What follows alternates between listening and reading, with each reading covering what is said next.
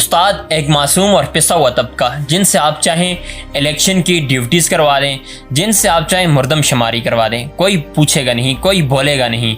आप चाहें तो लोगों के दरवाजे नॉक करवा दें, इनसे ये कभी नहीं बोलेंगे।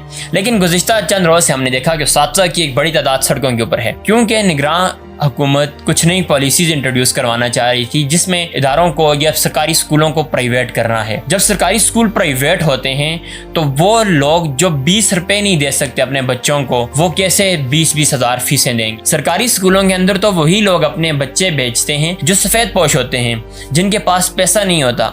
अगर जिनके पास 2-4 रुपए आ जाते हैं तो वो तो प्राइवेट इंस्टीट्यूशन के अंदर अपने बच्चों को रजिस्टर करवा देते हैं, वहां पर एडमिट करवा देते हैं। तो सफेद पोश तबकों के साथ गरीब बच्चों के साथ जाती हो रही है। आइन जो बच्चों को राइट देता है, आप उन राइट्स की, आप उन हकूक की खिलाफ वर्जी कर रहे हैं। आप आइन को उठाकर डस्टबिन के अंदर फेंकना चाह रहे हैं। अगर हमारा एजुकेशन सिस्टम इस टाइम पर प्राइवेट हो जाता है तो हमारे बच्चों का मुस्तकबिल रिस्क पे होगा। हमारे बच्चों के मुस्तकबिल की बात नहीं है, पूरी कौम का मुस्तकबिल इस टाइम पर रिस्क पे होगा। ऑलरेडी अगर मैं फिगर्स की बात करूं तो पाकिस्तान में 28 मिलियन बच्चे जो हैं वो आउट ऑफ स्कूल हैं, वो ऑलरेडी स्कूल से निकले हुए हैं। अगर आप मजीद स्कूलों को प्राइवेट करते हैं तो सारे के सारे जो बच्चे हैं ये सड़कों पर आ जाएंगे, ख्वार हो जाएंगे, जलील हो जाएंगे।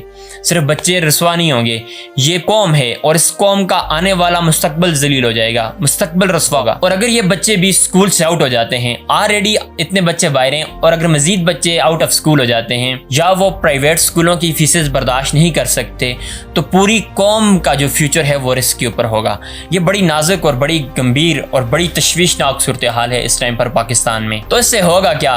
कौम, सारी की सारी कौम का शोर खत्म, लोग बेदार करने वाले खत्म, ऐसे लोग ही खत्म हो जाएंगे जो बोलेंगे, जो अपने हुकूक के लिए आवाज़ उठाएंगे। तो वही पुराने तर्ज पर आप लोगों के ऊपर हुक्मरानी करेंगे, जो जानवरों की तरह और भेड़ों की तरह जिस रास्ते पर लगा दिया जाएगा वो उस रास्ते पर चलेंगे। पाकिस्तान में जो बर्ताव और जो रवैया उसातिज़ा के साथ रखा हुआ है, ऐसा किसी जगह पर है ही नहीं। यहाँ पर मुझे इशफाक अहमद रहमतुल्लाह अलैह की बड़ी प्यारी बात याद आई। वो कहते हैं कि एक बार वो इटली में थे और उनके ऊपर फ़ाइन था कुछ, तो वो जैसे ही अदालत में पेश किया गया उनको, तो उन्होंने कहा आई एम ए टीचर।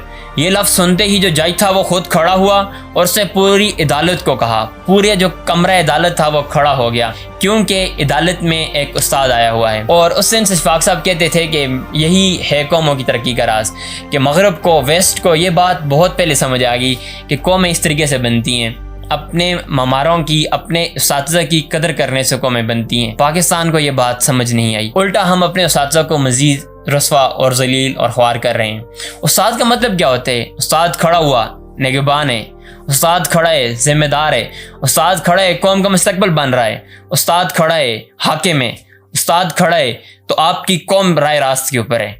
उस्ताद कोई छोटी हस्ती नहीं है। तो अगर आपको भी ज़िंदगी में कोई ऐसा उस्ताद मिला हो जिससे आप इंस्पायर हुए हों, तो ज़रूर ये वीडियो शेयर कीजिएगा और उन तक पहुँचाइएगा। बहुत शुक्रिया।